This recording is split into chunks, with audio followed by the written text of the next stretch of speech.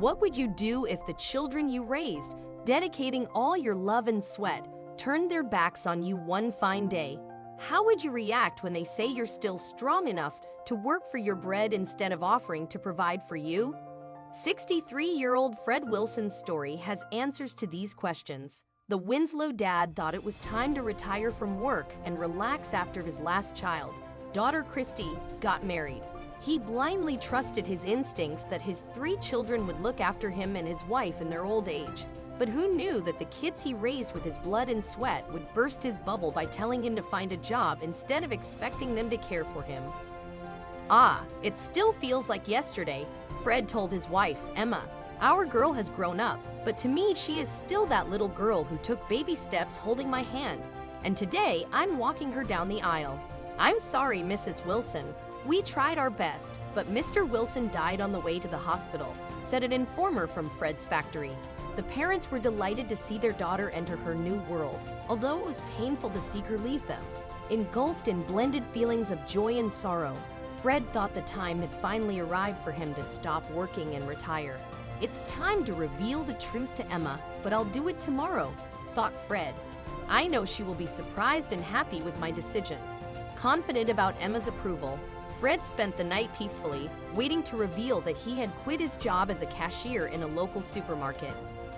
The next morning, Emma served Fred breakfast and packed his lunch.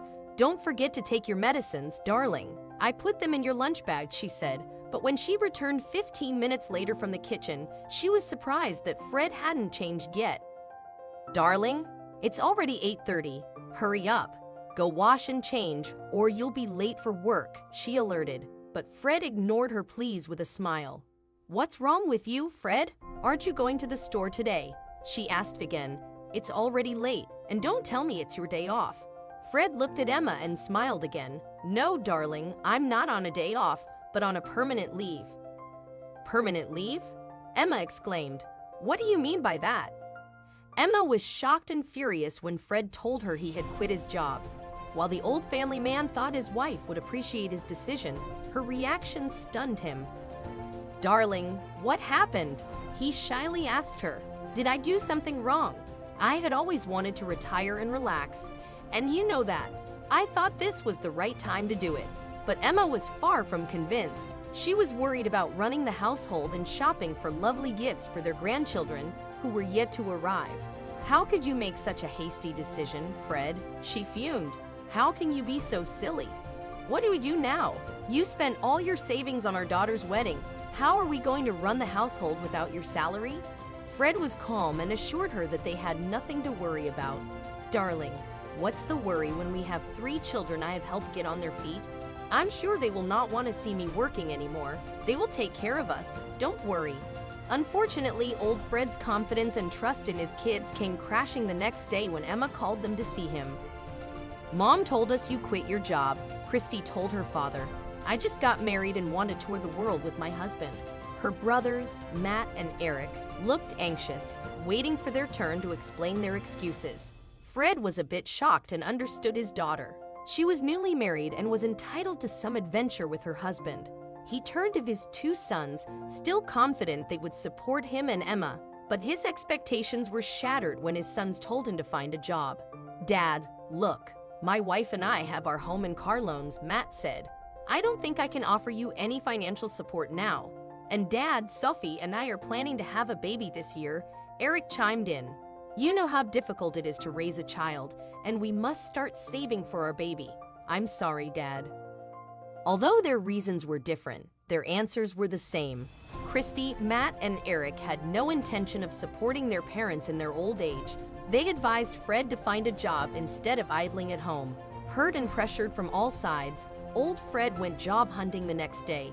But to his dismay, the supermarket he worked for did not want to hire him again. "We're sorry, Mr. Wilson," the manager told Fred. "We asked you to stay, but you insisted on quitting. I'm sorry, but that position is already filled. We don't have any more vacancies as of now." For the first time in his life, Fred felt beaten and disappointed. He returned home and revealed the bad news to Emma, who was furious with him for quitting his job in the first place. "It is all your fault," she retorted. "Who asked you to quit your job? I don't care what you do, but I want you to find a job and start bringing money in again. Exhausted, Fred nodded. He wanted to cry but did not want to expose his pain. He went on to find a job the next day and landed on the doorstep of a local welding factory. But you're a bit too old to handle the machinery, the recruiter expressed after looking at Fred. We don't hire old people, though your situation makes me rethink this. Fred looked at the man with tears and begged him to give him the job. I may be old, but I am still strong. Please give me this job. If I return home jobless, I'll lose the bit of dignity I have left. Moved by Fred's determination and willpower, the man hired him. Fred started going to work and worked there for a little over 2 months. He brought a decent chunk of money that pleased Emma and his children, but who knew this would soon cost him his life? That day, Emma received a phone call from Fred's factory. I'm sorry, Mrs. Wilson. We tried our best, but Mr. Wilson died on the way to the hospital. Emma was startled and immediately informed her children. It turned out that a few hours after arriving at the factory, Fred had suffered a massive heart attack while handling a machine. He collapsed holding his chest and was rushed to the hospital but never made it. Fred died working hard for his bread despite having 3 children and a family who never cared about him. On the day of Fred's funeral, his wife and children crowded around him, mourning his irreplaceable loss. "Oh, Fred, I have been such a bad wife," cried Emma. "I should not have forced you to do something you were unwilling to do." "Dad, please give me one more chance. I can earn my house and car, but I cannot earn you," Matt cried. "Dad, please come back. Please forgive me. I'm sorry for making you work instead of looking after you." "Daddy, I will never find a lovable dad like you no matter how far I travel. Please come back. I beg you." Christy sobbed. "Dad, why did you leave us? We were never good children to you. We forgot all your sacrifices and hard work. We saw you as a machine. We are sorry for doing this to you. Please give us one last chance. Please come back," Eric cried. But it was too late. No matter how much they shed tears or called out to old Fred to give them that one chance to mend their mistakes, it was not going to happen. Fred was gone.